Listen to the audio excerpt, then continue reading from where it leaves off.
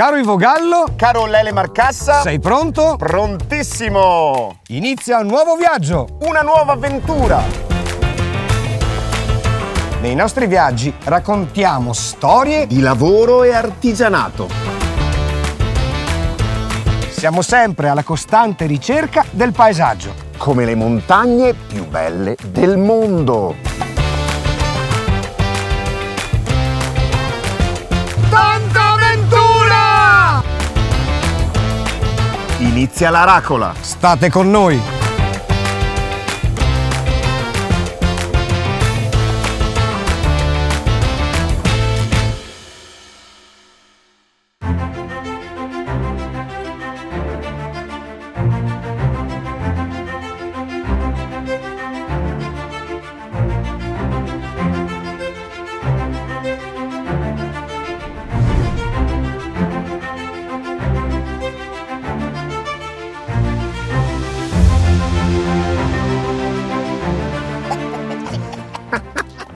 Ivo Gallo, Dimmi Lele Marcassa. sei contento? Contentissimo, ma dove mi hai portato? Per questa nuova avventura a Codroipo, il capoluogo del Medio Friuli. Una terra ricca di acqua, di risorgive. Bellissime ville, tanta storia e addirittura le frecce tricolori. Ai ai ai. Andiamo alla scoperta, Subito, vai. via!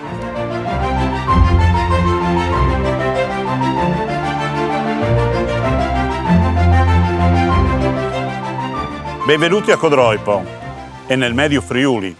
Qui siamo in Piazza Garibaldi, di fronte al municipio, che è una delle sedi dell'amministrazione comunale, dove c'è la sala consigliare, dove c'è gli uffici del sindaco.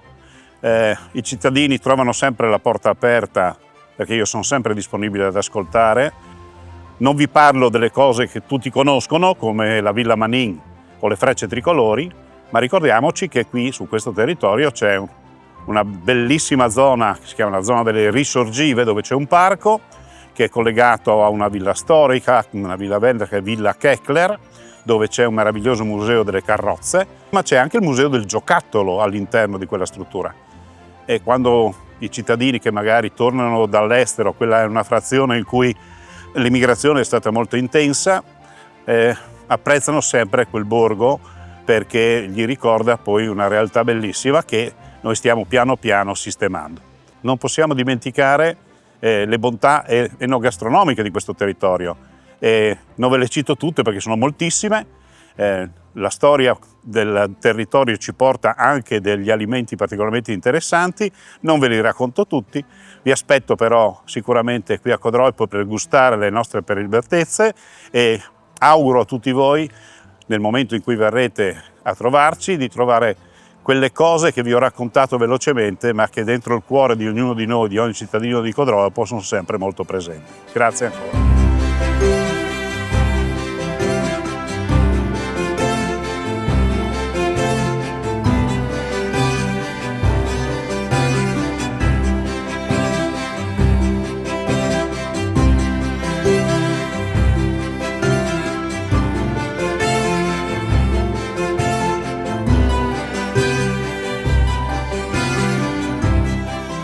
Tutta l'area di Codroipo è sempre stata interessata dal fenomeno delle risorgive, che ha creato il proliferare di rivi, canali, zone denso. Di questo poi ci parlerà Ivo Gallo. Vabbè, fermo. Un esempio importante di questa realtà è rappresentata dal Parco delle Risorgive, che fotografa in un certo senso questo ambiente in era preindustriale. Tutta l'area del Medio Friuli è stata interessata durante l'età del bronzo da una presenza importante di castellieri. Poi nel 181 a.C. nasce la colonia di Aquileia e tutta questa zona diventa assolutamente interessante e strategica. Il toponimo deriva infatti da quadrivium o quadrupio, in quanto c'erano 4 contrade attraversate da 2 importanti strade romane. La via Postumia, che portava da Aquileia verso Genova, e la via Iulia Augusta, che invece attraversava tutta la pianura veneta per portarsi poi in Germania. Il Pagus di Codroipo cade definitivamente nel 452 con l'arrivo degli Unni di Attila. Circa 100 anni dopo arriva l'invasione longobarda che ha come capitale Pavia. Successivamente si instaura il potere dei Franchi che istituiscono nel 781 d.C. il Regno Italicorum. Il 28 aprile del 1001 Ottone III cede il controllo di quest'area a Giovanni, patriarca di Aquileia. Nel 1420 arriva la Repubblica di San Marco che per un piccolo periodo dà potenza e controllo del Medio Friuli prima a Leonardo, conte di Gorizia, e per un brevissimo periodo all'impero austriaco. Con la fine della Serenissima Repubblica di Venezia nel 1797 giunge qua Napoleone con tutto il suo esercito e pensate che occupando questa villa, che è la meravigliosa Villa Manin, ne fa il proprio quartier generale e rimane qui a vivere, a dimorare in questo luogo per ben 2 mesi. Villa Manin, ma tutta l'area di Codroipo è stata interessata anche dal grande conflitto mondiale, dal 15 al 18. Ricordiamo la battaglia di Codroipo che venne guerreggiata dalla brigata Sassari e dalle milizie austro-tedesche. Tutto questo finisce il 4 novembre del 1918 grazie all'aiuto, al conforto e all'arrivo degli americani. Oggi il comune di Codroipo è davvero all'avanguardia sia da un punto di vista sociale ed economico e fa di questa città una perla di questa meravigliosa regione che è il Friuli Venezia Giulia.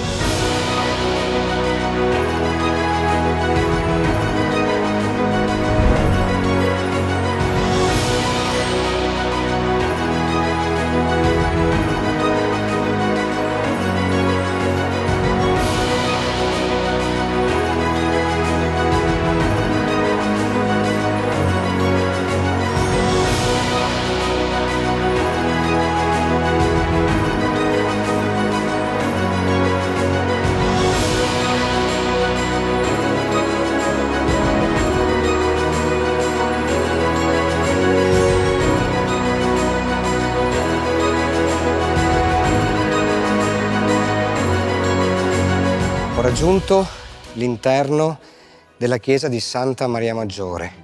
Si parla di una pieve a Codroipo già nel V secolo. Poi nel 1200 il patriarcato di Aquileia suddivide tutta l'area del Medio Friuli in 4 arcidiaconati. Codroipo fa parte di quello chiamato inferiore. Dal 1596 la parrocchia si pone sotto il controllo del vicariato di Codroipo. La chiesa è stata costruita, quella che vediamo oggi, nel 1731, mentre nel 1847, per volontà dei conti Rota, venne costruita la facciata che vediamo ancora oggi, in tipico stile neoclassico, tripartita, con 4 grandi lesene che sorreggono una trabeazione con un fregio, al di sopra del quale è posto il timpano. L'interno della chiesa, molto ampia, ha una navata unica con degli altari laterali. Bellissimo è l'altar maggiore, disegnato e progettato da Francesco Zanini, con 2 statue importanti che raffigurano San Pietro e San Filippo Benizzi, che sono state realizzate dall'artista Angelo Mariali. Poi, per importanza, c'è un altare molto semplice, però importante, che è stato progettato sempre nel XVIII secolo per opera di Pietro Baldi, proveniente da Portogruaro, che tiene nel suo interno una statua preziosa del grande scultore veneziano Vittorio Cadorin. L'opera più importante contenuta all'interno di Santa Maria Maggiore è il crocifisso che sta alle mie spalle, a cui la comunità è davvero devota. Facciamo un passo indietro. Ecco, dovete immaginare la processione che portava il condannato o i condannati dalle carceri di Venezia sino a Piazza San Marco. Una processione condotta da questi laici incappucciati, il primo dei quali teneva in mano questo stendardo scolpito. E parliamo proprio di questo Cristo. L'arrivo di Napoleone dell'impero francese determina la chiusura di tutte le congregazioni delle scuole e la soppressione degli ordini monastici con la confisca di tutti i beni artistici. Fu proprio il prete della confraternita di San Girolamo, Don Leandro Tiritelli, aveva 2 fratelli, un avvocato e Don Zaccaria Tiritelli, che era l'arciprete della chiesa di Codroipo.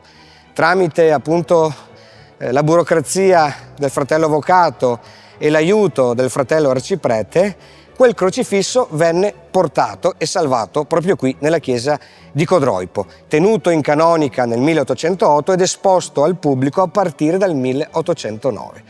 Quindi una storia che ci porta indietro nel tempo, ma che ci fa capire come questo simbolo iconico sia stato forse sinonimo di salvezza, non solo per la città di Codroipo, ma per tutte le comunità del Medio Friuli.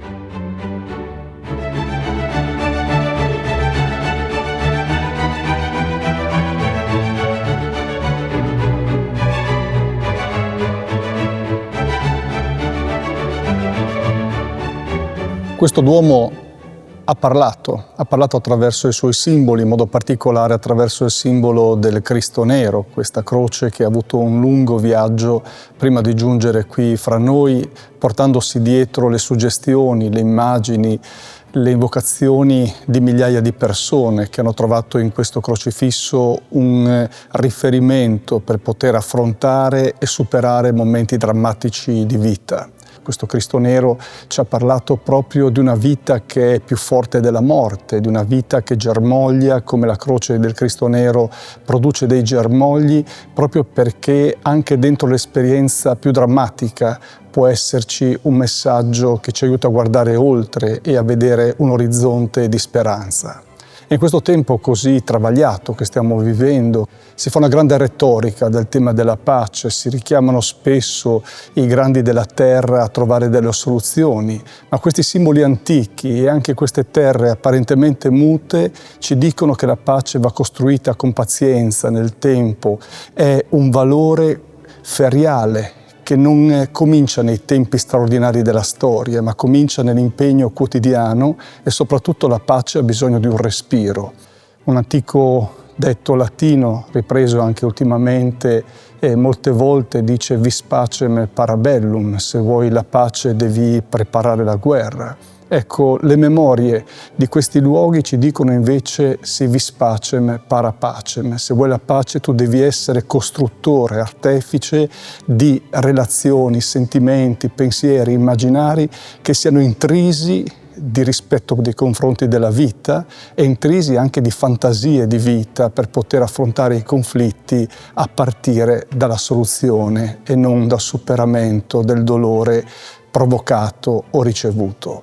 Ecco allora questa sosta nel Medio Friuli ci aiuti tutti a ritrovare nella sapienza di coloro che ci hanno preceduto nel segno della vita e della fede quei fermenti che ci aiutano ad essere uomini e donne che hanno fantasie di pace, hanno sentimenti di pace e possono diventare nel quotidiano operatori di quella pace che poi faccia da deposito ai grandi della terra per attingere le ragioni delle loro scelte.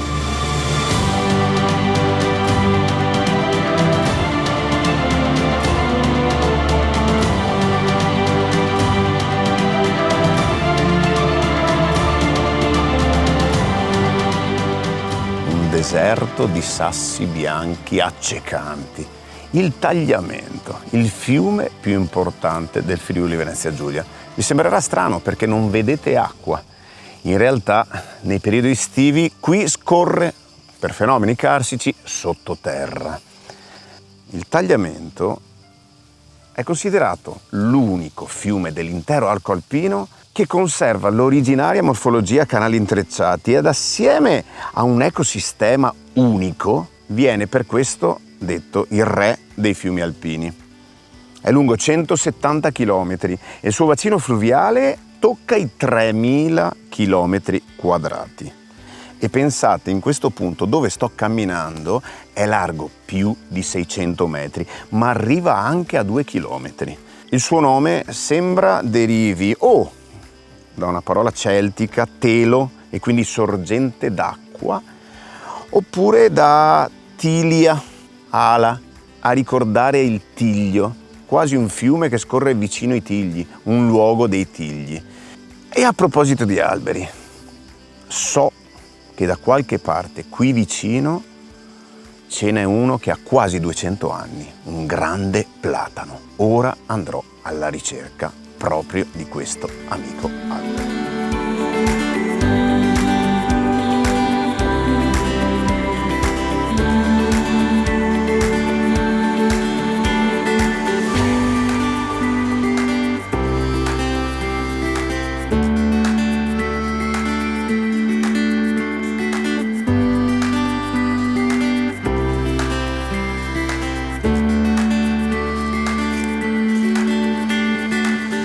Finalmente l'ho trovato, questo amico albero di 200 anni. Un platano, Platanus da platis, il greco, ampio, largo, proprio per la sua chioma, ampia e larga. Pensate, l'origine del nome è anche la stessa del nome Platone, perché sembra che il filosofo avesse due belle spalle ampie e larghe e facesse anche del pugilato.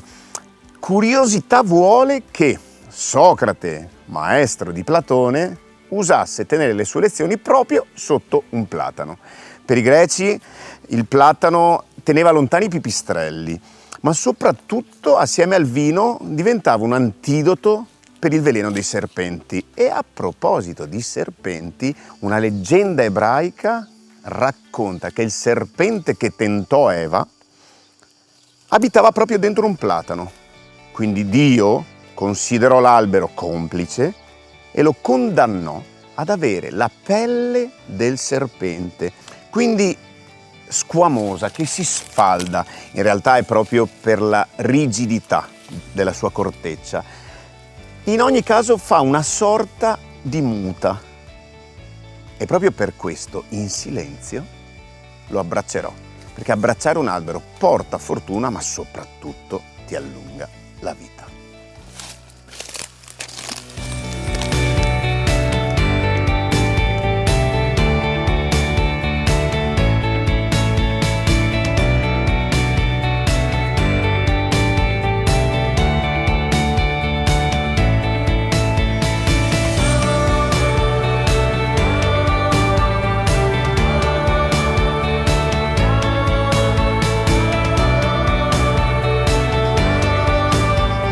Siamo a Rivolto, a pochi passi dall'aeroporto dove hanno sede le mitiche Frecce Tricolori.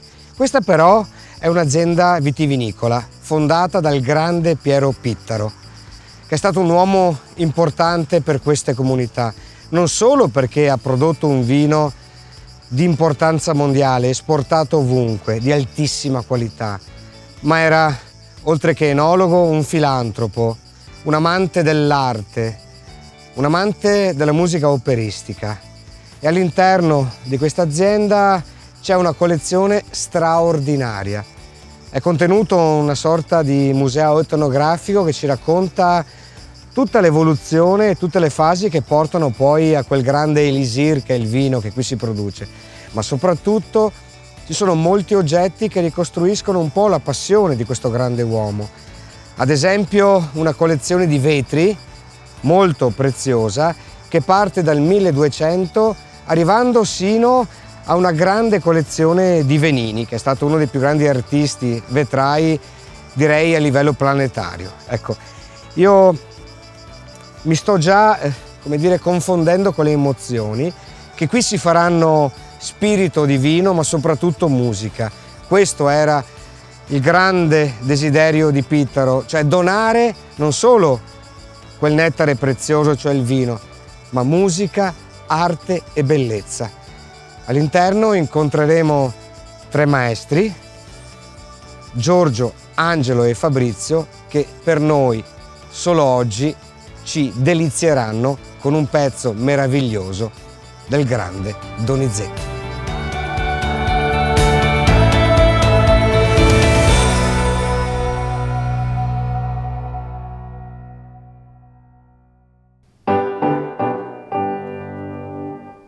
Ehi dottore, un momentino, un momentino, un momentino.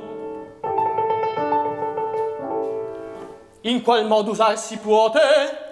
Con riguardo, pian pianino, la bottiglia un po' si scuote, poi si sfora ma si bada che il vapor non se ne vada, che il vapor non se ne vada. Ben, Quindi al labbro l'avvicini ben, e lo bevi a centellini, e l'effetto sorprendente non v'è tardi a conseguir, e l'effetto sorprendente non v'è tardi a conseguir, non v'è tardi a conseguir.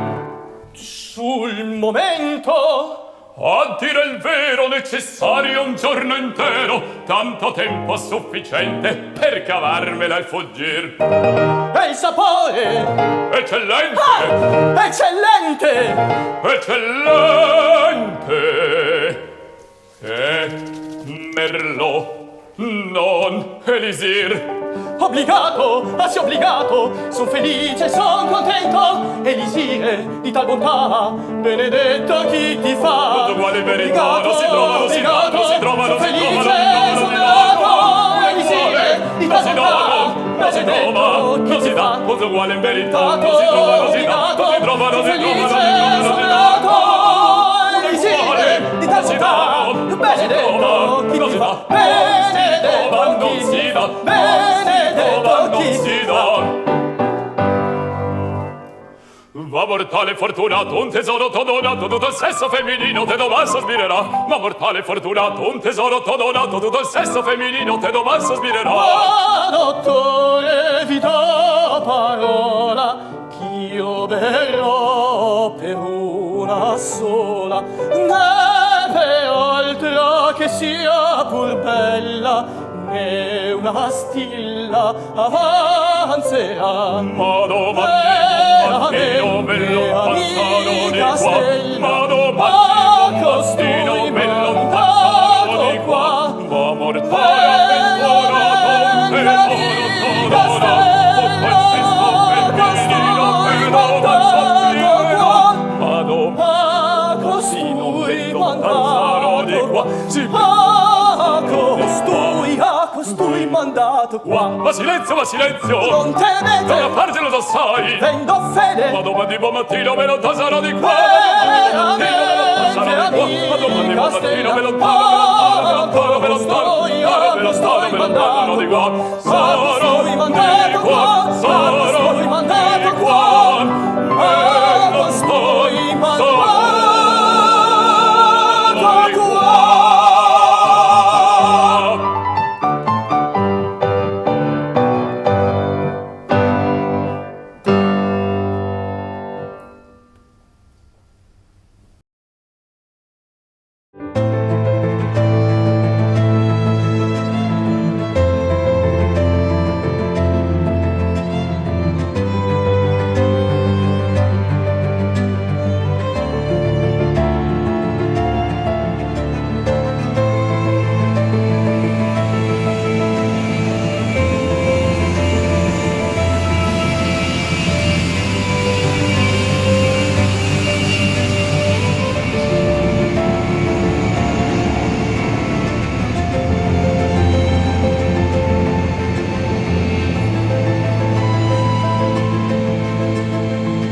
Non posso nascondere le mie piccole emozioni in un posto grande che ci riempie di gioia, non solo a me ma a tutti i ragazzi che sono con me oggi, perché abbiamo avuto questa grande opportunità e privilegio di entrare nella base dove ogni giorno si allenano, si addestrano le Frecce Tricolori, che è un vanto nazionale, non solo, perché è considerata forse la pattuglia acrobatica più importante del pianeta, ed essere qua a vedere in opera questi giovani così bravi, così preparati e così amici tra di loro è una sensazione davvero bella, che mi apre lo sguardo verso il cielo, e quando si guarda in alto si pensa sempre a qualcosa di bello, di positivo.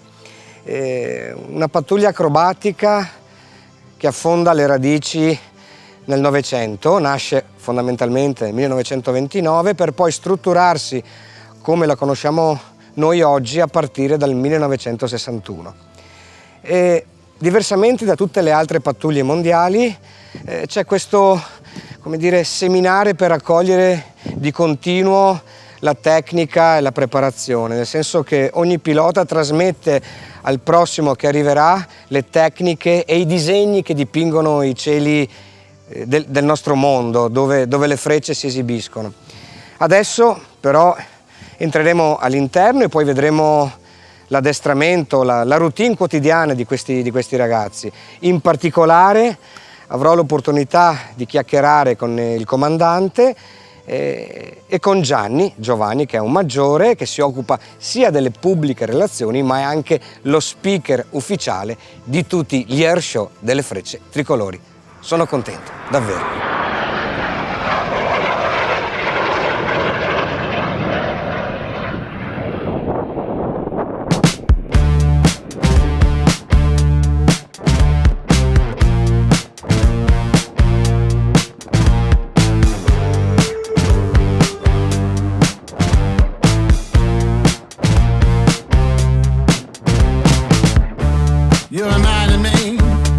You reminded me of that this morning.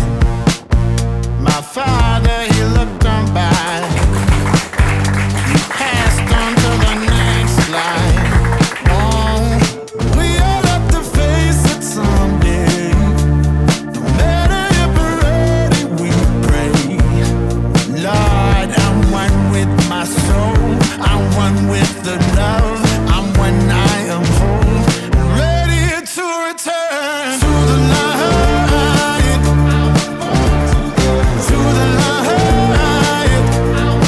Ci troviamo all'interno dell'hangar di manutenzione delle frecce tricolori. Qui ogni giorno circa 70 uomini sono impegnati a prendersi cura dei nostri velivoli per cercare di garantire sempre al massimo quella che è l'efficienza e la disponibilità della nostra flotta. Dietro di me vedete il velivolo, l'MB 339, il velivolo che dal 1982 equipaggia le frecce tricolori. È un aereo a cui siamo molto affezionati ma anche di cui siamo molto orgogliosi perché rappresenta un gioiello dell'ingegneria italiana. Le frecce tricolori ambiscono a rappresentare al meglio delle loro possibilità quelle che sono le competenze e i valori di tutti gli uomini e le donne dell'aeronautica militare, ma allo stesso tempo sono anche un simbolo di italianità nel mondo e per questo motivo siamo particolarmente felici di essere equipaggiati con un velivolo che è interamente progettato, costruito e mantenuto in Italia, quindi un vero e proprio esempio di Made in Italy vincente che portiamo con orgoglio in tutto il mondo. Si tratta di un velivolo che viene concepito come addestratore biposto, quindi entrambe le postazioni del velivolo, entrambi i cockpit hanno al loro interno i comandi di volo. Tipicamente l'istruttore siede sul posto posteriore, mentre davanti c'è il giovane pilota in addestramento. Per le sue grandi caratteristiche di manovrabilità e di bilanciamento, questo velivolo si è da subito dimostrato particolarmente adatto all'acrobazia aerea che eseguono le frecce tricolori, riuscendo anche ad eseguire delle manovre specifiche, in particolare ad opera del nostro solista, che sono magari tipiche di altre tipologie di aeroplani, in particolare gli aeroplani ad elica, manovre come l'Omsovac o la scampanata o ancora il volo folle che solitamente più delle altre rubano gli sguardi incuriositi degli spettatori e che quindi ne fanno una macchina veramente unica ed eccezionale.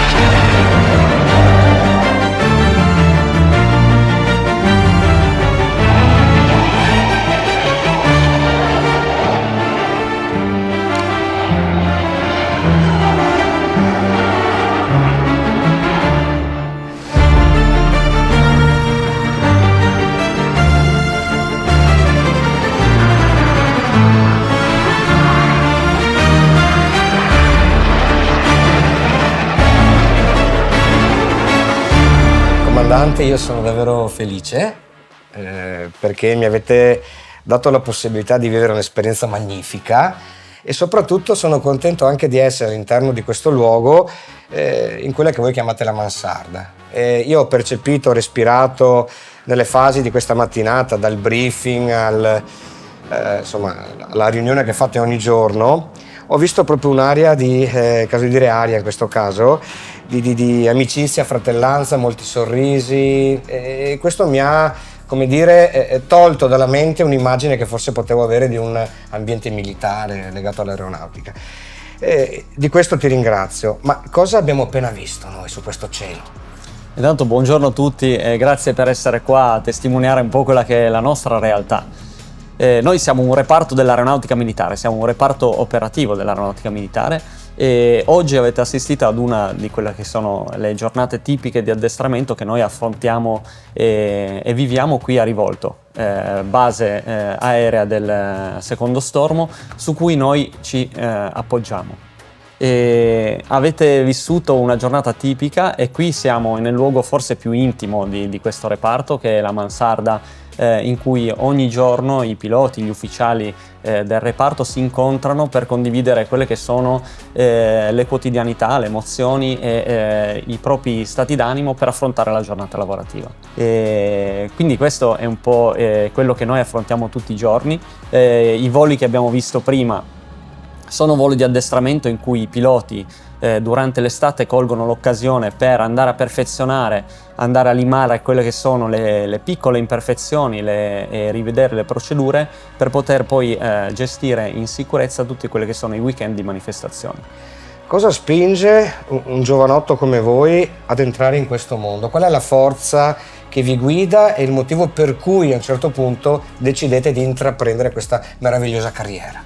Sì, qui si ha il privilegio, a mio parere, si ha il privilegio di poter vivere un progetto che va oltre quello che è il singolo individuo, cioè qui si mettono a disposizione degli altri e quindi del reparto e quindi della nostra forza armata, dell'aeronautica militare, le proprie competenze, la propria passione, la propria voglia di condividere le proprie capacità, ma allo stesso tempo anche le proprie debolezze. Quindi un progetto che nella sua massima efficienza rappresenta quello che è la forza armata con le varie sfaccettature. Per arrivare ad essere un pilota delle Frecce Tricolori è necessario avere dei requisiti, quindi provenire dai reparti operativi dell'aeronautica militare, e poi si affronta qui da noi una settimana di, tra virgolette, chiamata selezione, in cui andiamo a vedere quelle che sono le caratterialità del singolo individuo in modo che siano al più possibile compatibili con il resto del gruppo. Certo. Qui è molto importante riuscire a lavorare in gruppo,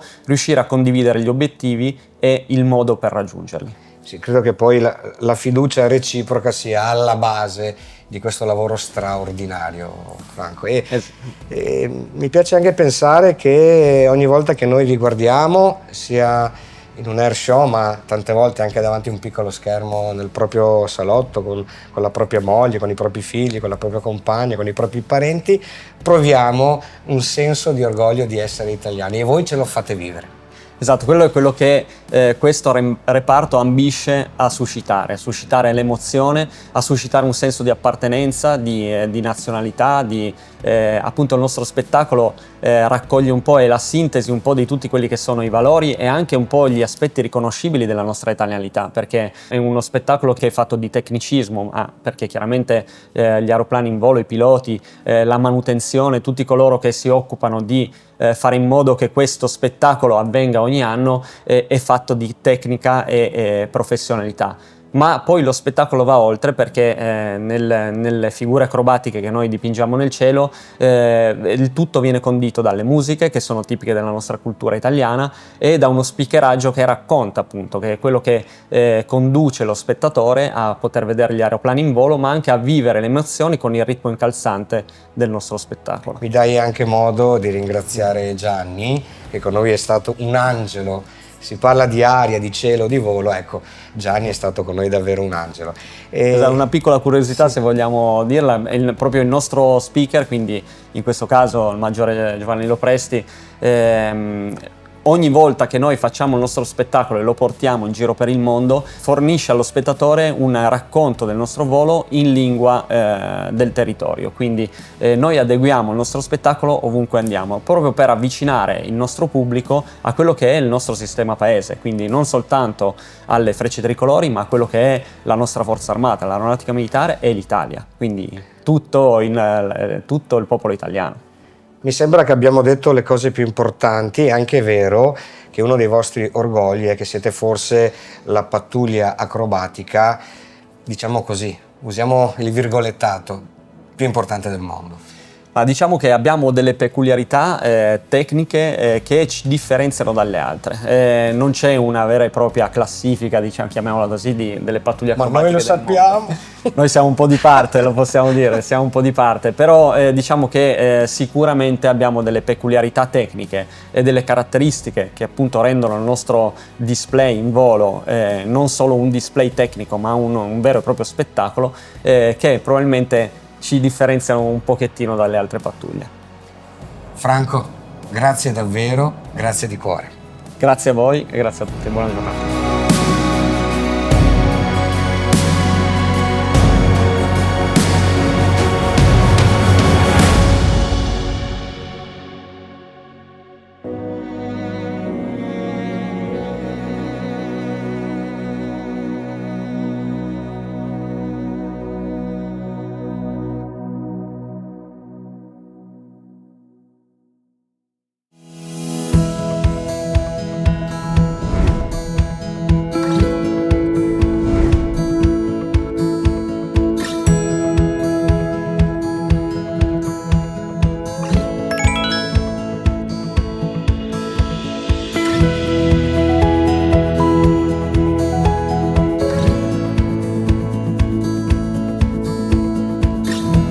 BCC Pordenonese Monsile è una delle banche più importanti del nostro nord-est. Noi siamo presenti con le nostre 58 filiali nelle 4 province: Pordenone, dove copriamo interamente la provincia di Treviso, dove copriamo la parte sud della provincia, la provincia di Venezia, con filiali da Venezia fino a Portogruaro, e la provincia di Udine, dove occupiamo un territorio del Medio Friuli. La nostra banca è una banca attenta alle persone e alle relazioni. Offriamo servizi di consulenza per l'agenzia del risparmio, servizi di consulenza per la parte assicurativa e per le imprese, finanza straordinaria, emissione di mini bond e soprattutto, visto il territorio in cui operiamo, un servizio dedicato alla consulenza in campo agricoltura.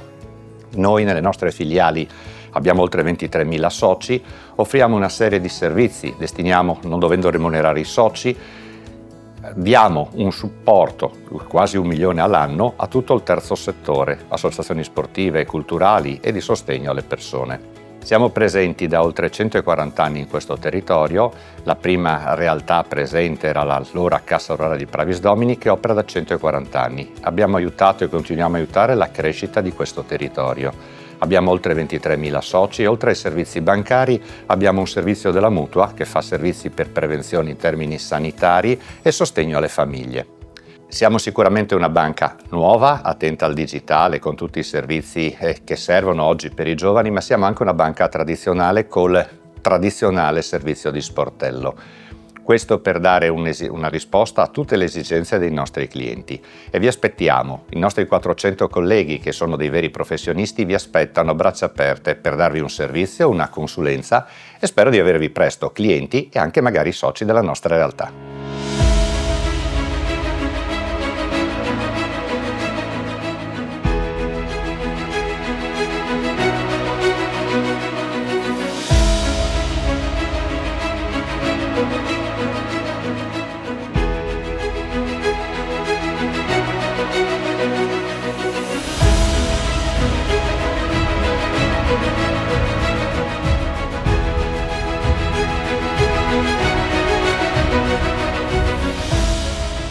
Devo ammettere che questa passeggiata mi ha donato molta pace. Sembra di essere in un'altra... il Parco delle Risorgive, a Codroipo. Una zona, un'oasi naturalistica di estremo valore. Pensate che c'è una pianta endemica, l'Erocastrum palustre, l'Erocastro friulano, che vive solo qui. in Friuli. La zona delle Risorgive è caratterizzata da un'altra cosa, molto particolare. Sembra quasi una fotografia di come eravamo. Vicino il Parco delle Risorgive c'è la Via dei Mulini, parallela alla roggia di Santo Dorico, un canale creato, scavato, che prende acqua dal tagliamento per riversarla poi nello Stella, che serviva ad alimentare numerosi opifici che man mano si sviluppavano. Qui c'è proprio l'esempio del fatto che l'energia non si crea né si distrugge, ma si trasforma. Perché sul canale si alimentavano numerosi mulini. La ruota del mulino, sfruttando la forza dell'acqua, serviva per macinare cereali, ma non solo, per segare legname, per battere i tessuti. Pensate, il mulino Zaratti del 1424, in attività fino a poco tempo fa, è stato l'unico mulino che sfruttava la forza dell'acqua per battere il baccalà. Insomma, un'altra epoca che si ripropone, un'altra atmosfera che ci fa ricordare come eravamo e ci fa ricordare quelle civiltà contadine, soprattutto lungo i corsi d'acqua, che connotano molto profondamente la zona delle Risorgive di Codroipo. Entriamo al Mulino Bosa, l'unico attualmente di proprietà del comune, per questo restaurato recentemente in maniera veramente elegante e incommiabile. Guardiamo.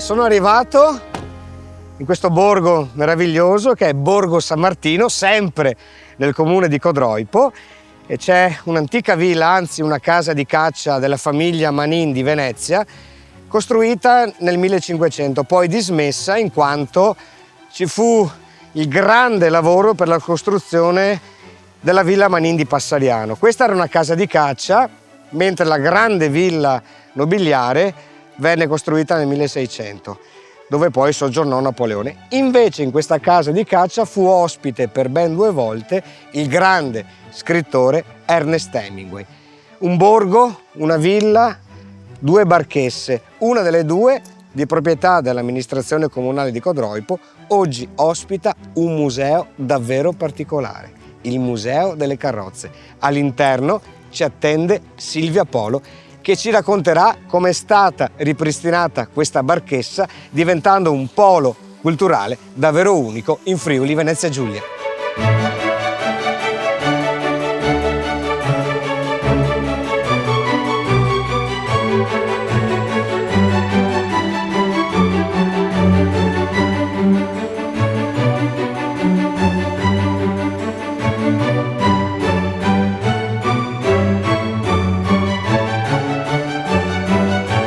Siamo all'interno del Museo delle Carrozze d'Epoca del Comune di Codroipo, a San Martino di Codroipo.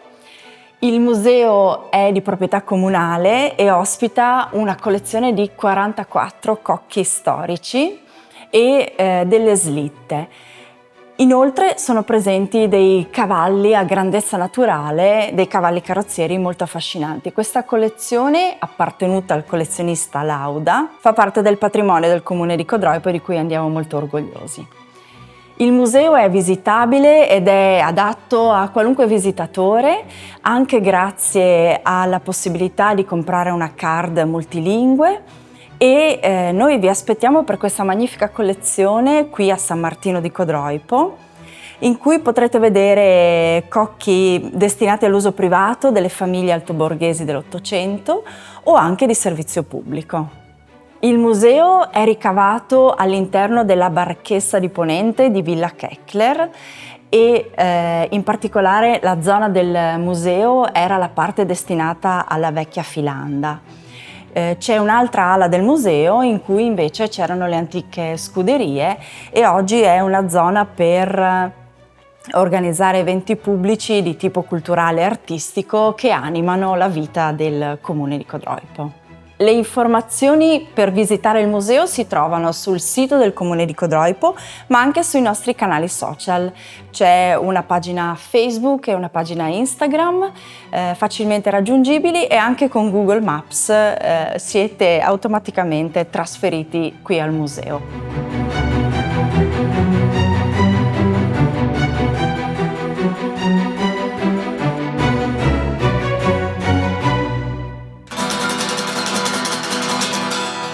Potrebbe andare tutti al parco comunale. Vengo anch'io, no tu no, a vedere le acque, le rogge, i mulini girare e dare aiuto, aiuto, è scappata una freccia e vedere di nascosto l'effetto che fa. Vengo anch'io, no tu no, vengo anch'io, no tu no, vengo anch'io, no tu no. E perché? Perché no? Si potrebbe si potrebbe tutelare un mondo migliore. Vengo anch'io, no tu no, dove ognuno è già pronto a tagliargli una mano. Un bel mondo sol con l'odio ma senza l'amore, e vedere di nascosto l'effetto che fa.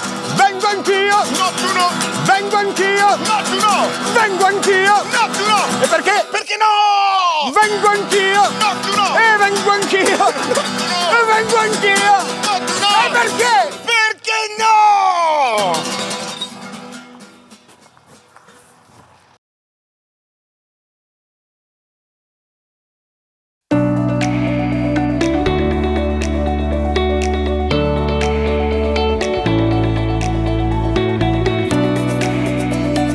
Come mai mi trovo alla stazione del treno di Codroipo? Dovete pensare che in questo luogo per decenni scendevano dal treno migliaia di ragazzi e si recavano a poche centinaia di metri al centro addestramento reclute degli alpini di Codroipo. Quindi qui sono passate generazioni. Tra tutti questi anche un carissimo amico, un bravissimo giornalista, un amico della nostra trasmissione, Giancarlo De Luca, che è stato un alpino e qui ha fatto il carro.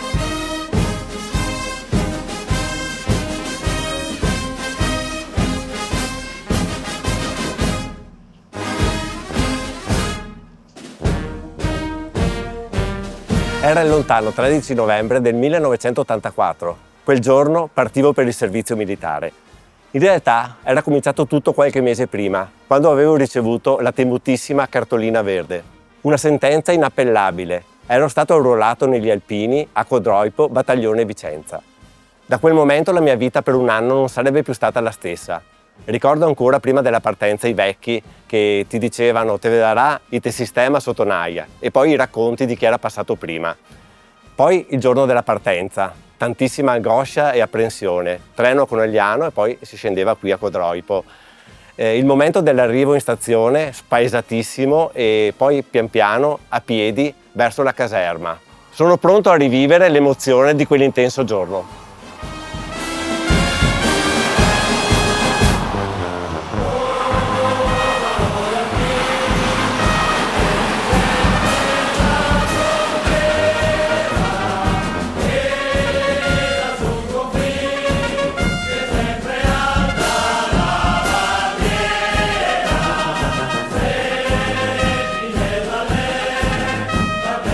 Dalla stazione dei treni 10 minuti a piedi, a passo lento, perché non c'era nessuna voglia di arrivare, fino alla caserma. Poi, varcato il portone, non si poteva più tornare indietro. Per un anno non eri più padrone della tua vita. Ricordo i primi giorni, il taglio dei capelli, la vestizione, le interminabili marce e poi l'uso dei fucili. Tutto questo per arrivare al giuramento. Un mese intenso, le telefonate a casa, rigorosamente con i telefoni a gettoni perché non c'erano i telefonini. Si chiamava al bar e sperando che ci fosse qualche amico che ti rispondeva per raccontare le tue disavventure dei primi giorni di Naia. Poi, fatto il giuramento, siamo stati assegnati al corpo. E anche questo era un momento topico, particolare, perché allora si parlava del nonnismo. Era veramente un po' una piaga e su questo c'erano molti romanzi e molte cose anche molto accentuate. Fortunatamente sono stato assegnato alla caserma di Prampero in brigata ad Udine e a parte qualche innocuo scherzo che ricordo con il sorriso, nulla appunto che non si possa raccontare. Cosa dire? 12 mesi poi sono passati in fretta, arrivavano ogni mese gli scaglioni nuovi fino al momento del congedo. Ricordo benissimo quando sono uscito dalla caserma di Prampero di Udine con il cappello alpino addosso e soprattutto con una nuova consapevolezza. Ero partito 12 mesi prima che ero un ragazzo scapestrato ed ero diventato uomo, pronto ad affrontare la vita. Cosa dire? Con il senno di poi. Anche al giorno d'oggi penso che una Naia, magari pensata in maniera diversa, 6 mesi, non un anno, ma soprattutto in maniera meno militaresca, ma più fondata sulla educazione civica, potrebbe servire molto anche alle generazioni d'oggi. Ecco, questo è il mio pensiero e i miei ricordi che ho vissuto oggi e rivissuto con voi.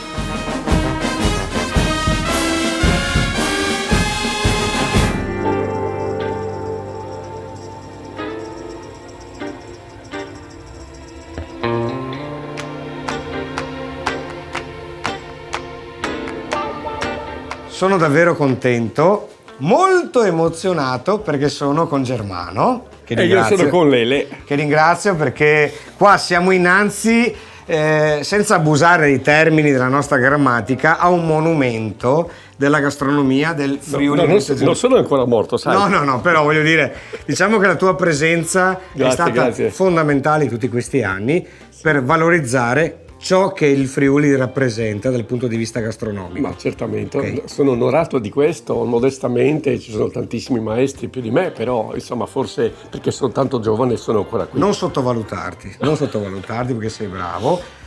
Tu hai raccontato tante cose, hai scritto molte cose, ci sono molte pubblicazioni che parlano di questo lavoro che tu hai compiuto nell'arco degli anni. Mi pare una ventina, se non sbaglio, circa 20. Sì. E poi c'è questa firma che tutti conoscono, è quella di Ciccio Pasticcio. Ma c'è con i nonni bambini, bisogna fare anche con i nonni bambini, anche perché sto diventando, anzi sono 2 anni e mezzo che sono nonno, allora se devo un po' coccolarmi mio nipote, no? Cosa dici tu? Beh, è un termine che piace molto ai bambini. Vai. Alle spalle di tutto questo c'è una storia che è iniziata molto tempo fa, Germano. Tu hai cominciato a innamorarti del gusto e della gastronomia da giovane. Hai compiuto un percorso molto bello, anche difficile per certi versi, no? Ma per dire la verità, io ho fatto in controtendenza quello che voleva mio padre. Mio papà voleva che mi chiedessi qualche ufficio e io invece no, sono libero, sono sagittario, praticamente per me è essa libertà, quindi non apro locali, no? Cioè vivere il mondo, vivere la gente e nello stesso tempo curare il mio territorio, che tutte le volte che vado fuori all'estero, quando torno sono molto contento. Io volevo anche ringraziare della presenza Mirella che è qui con noi perché ci ha portato gli ortaggi che sono della tua cucina. Sì, non si sente il profumo, però sono fondamentali perché abbiamo tutti i prodotti di questa terra. Si usa questo termine a chilometro zero. Certamente sì. Quindi abbiamo questo olio magnifico. È un olio Evo, chiamo olio Evo senza allungarsi tanto, che vuol dire extravergine di oliva, fatto da produttore del territorio. Ok, poi abbiamo il miele. Il miele che è fatto qui nel territorio, quindi è un miele di amorfa. Normalmente tutti parlano di millefiori. Amorfa, devi pensare che è un fiore che non è stato molto tenuto in considerazione. Cresce sui letti dei fiumi, dei torrenti e quindi da qualche anno ho visto che i mieli che arrivano dall'estero ormai sono un po' declassati, produrre un prodotto del territorio che ha un leggero, un profumo, un sapore legato agli agrumi, quindi si sposa molto bene all'altra volta che facciamo oggi. Il piatto di oggi che cos'è? Che cos'è? È una trota delle risorgive. La trota delle risorgive, fantastico! E come la combini? Cosa facciamo? Allora, innanzitutto abbiamo una trota che è stata pescata, quindi allevata a pochi chilometri da qui, l'allevamento del gru. Noi la trasformiamo, non la trasformiamo, la sposiamo. Sì, sposiamo, sì, termine giusto. giusto, bello, piacere. Un concerto di sapori. Un concerto di sapori, perché tutti dicono abbiniamo, no? Sposiamo concerto. con delle erbe, che sono praticamente il timo maggiorana, senti che profumo, Certo. Poi del miele di amorfa Certo. e succo di limone e un po' di sale di mare. Quindi molto semplice. Sale di mare perché? Perché non mi lascia retrogusto, è piacevole, anche se non è prodotto in Friuli, nella nostra regione sono state le saline fino a pochissimi anni fa. Quindi diciamo O comunque possiamo anche dire, in Istria un tempo. diciamo che l'Istria fa parte della nostra regione, sì. insomma. Confermo. Ecco, cosa dobbiamo fare? Quando acquistiamo quella trota dobbiamo vedere innanzitutto che deve avere delle caratteristiche. Lucentezza. Qui non abbiamo la testa, però dalla testa, dal collo e così via, quindi un pesce abbastanza fusolato. E l'altra cosa molto importante per fare il nostro lavoro, dobbiamo tenere in considerazione che non ci siano delle lische. Ecco, qui in questo caso sono stato già lavato abbastanza, vengono levate. Ah, ok. Fai un controllo poi, finale. quando andiamo a tagliare, si rovina anche la nostra fetta. Bene, allora, arriviamo a noi. Un po' di miele, okay. Sale, miele e limone. Miele di amorfa abbiamo detto, Sì. e ci metteremo un po' di Di profumo. erbette, un po' di timone, eccolo qua, timo limone profumato, quindi un agrume, e andiamo a sbattere. Mi fai una sorta di salsa. Facciamo una cremina, una salsa che andremo poi a spalmare su questo pesce che, lasciato fermo 4 ore, gli dà la giusta marinatura, sapore e nello stesso tempo con il sale li fa uscire quell'acqua di vegetazione, l'acqua sua, che altrimenti lasciata per qualche giorno potrebbero essere rancidite, perché chiaramente è un pesce, sì, però ha una materia grassa. Una volta che l'hai marinato poi lo mettiamo in frigo. Lo mettiamo in frigo, lo chiudiamo sotto vuoto, ecco qui così, lo pennelliamo. Quindi vedete, è una preparazione davvero semplice. Deve essere ma semplice. che racchiude in sé i sapori La cucina di di questa oggi terra. più elaborata vuol dire coprire certe cose. Noi non abbiamo niente da coprire. Certo. Abbiamo le essenze, abbiamo il piacere. Adesso verrà messo praticamente con la pellicola in frigo. In frigorifero, 4 ore. 4 ore circa. Ecco qua così. Benissimo.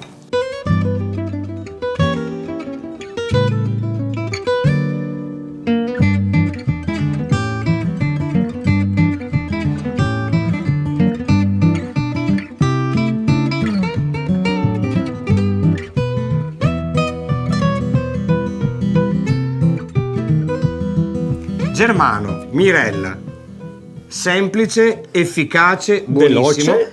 anche perché i prodotti sono top. Freschi, Tipo, freschissimi. la trota dove l'abbiamo trovata? Dall'allevamento delle trote ittiche qua delle gru. Ok, quindi Ma freschissima. vuoi assaggiare? Vuoi assaggiare? Ma certo, Dai, certo. facciamo. Allora, sostanzialmente ha marinato per 4 ore in frigo. Abbiamo visto la preparazione. Certamente precedentemente. Io con le dita posso? Certo. Ti piace? Si scioglie in bocca, perfetta. Poi abbiamo, come dicevo, un po' di amaro, un po' di dolce, pomodoro e zucchine Quindi che hai fanno messo parte degli ortaggi, dell'insalatina. ed è un'insalata gentile che questa. Che è un po' amarognola È leggermente e contrasta amarognola, con il dolce della trota. C'è ancora le radici, guarda un po'. Perfetto. Ecco. Poi dei profumi, delle zucchine tagliate sottili sbollentate. Sbollentate. I profumi, un po' di pomodoro. Un po' di pomodoro. E questo piatto così semplice, così profumato, è straordinario. Grazie, grazie. Io ringrazio Germano. Un piacere. Per la gentilezza, l'ambasciatore dei sapori friulani. Ringrazio Mirella che ci ha portato gli ortaggi, i prodotti dell'orto di Mirella, Sì. con tanta passione e amore. Certamente sì. Questo uomo qua, che è mitologico. ok? Grazie Lele, grazie, grazie. Con questa semplice trota ha prodotto qualcosa che al palato è straordinario. Alla vista è meraviglioso, è molto leggero e rappresenta Il in qualche territorio. modo la terra di Codroipo. Grazie ragazzi. Grazie a voi. Grazie di cuore. Grazie. Facciamo un brindisi insieme? Ma certamente sì. Fatta. A Germano, a Mirella, alla famiglia Polo. E a Lele. Grazie. A tutto lo staff. Evviva, evviva.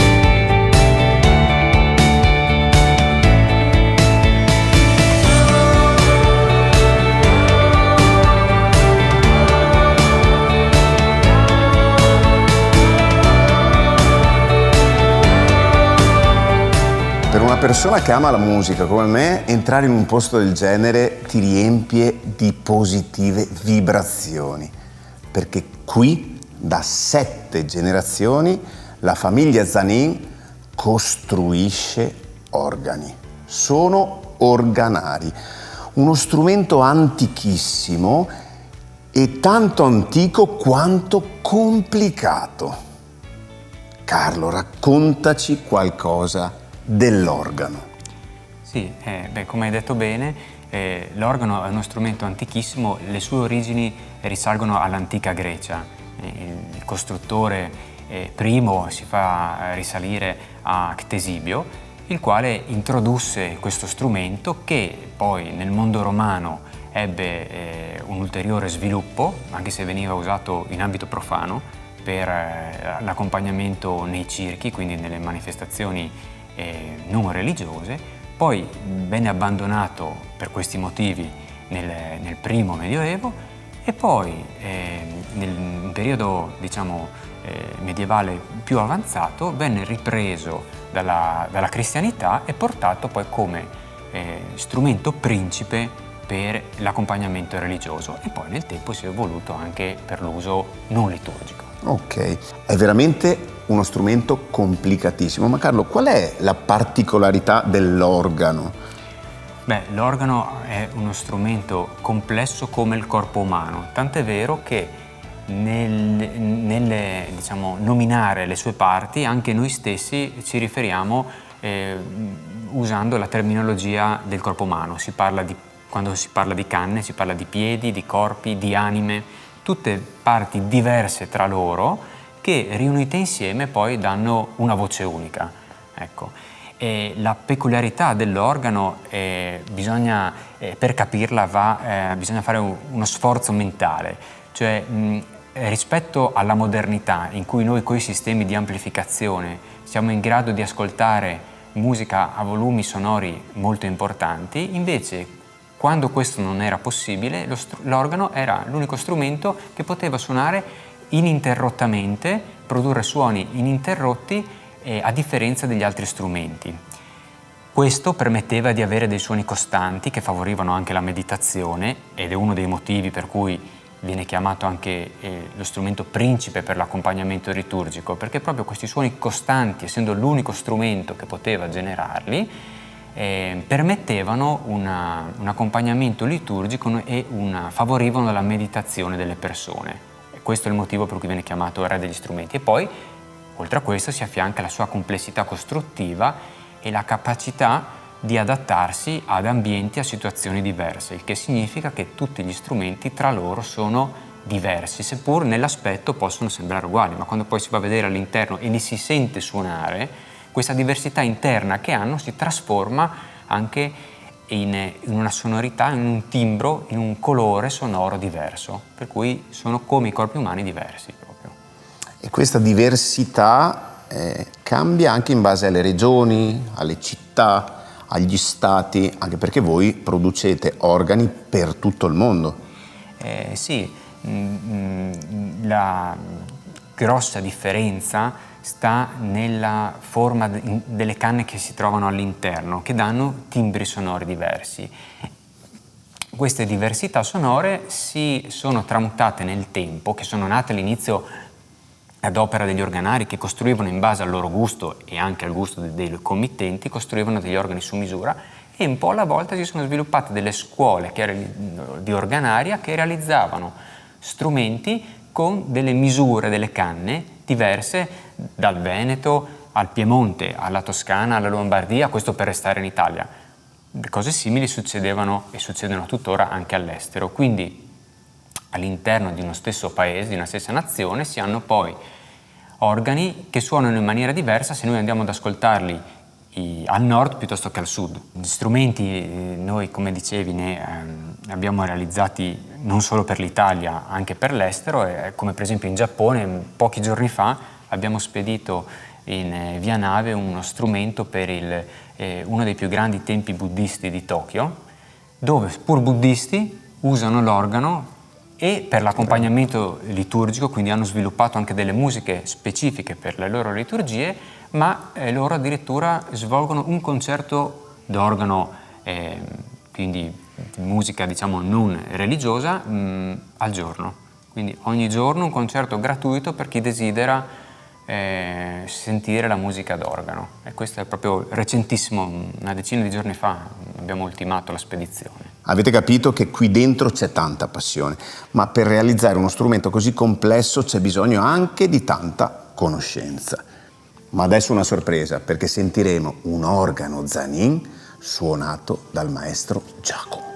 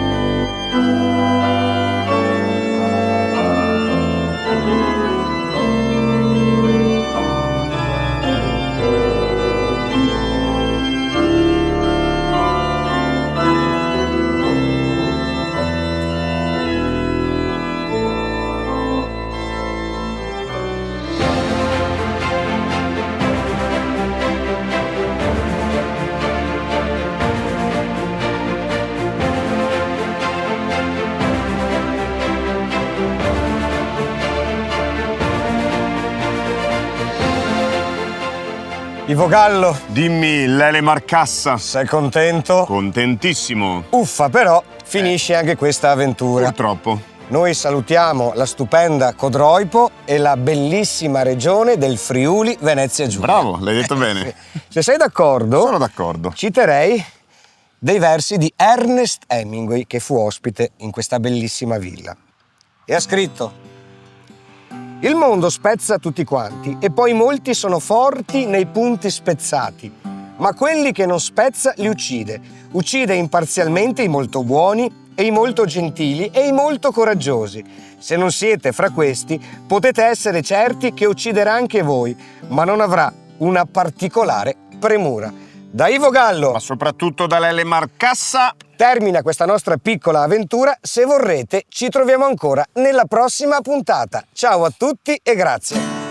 Tutti a Codroipo a batterci le mani, a mettere le bandiere sui balconi. Sono arrivati i re dei ciarlatani, i veri guidi sopra il carrozzone. Venite tutti in piazza fra 2 ore, vi riempirete gli occhi di parole, la gola di sospiri per amore e il cuor farà 3000 capriole.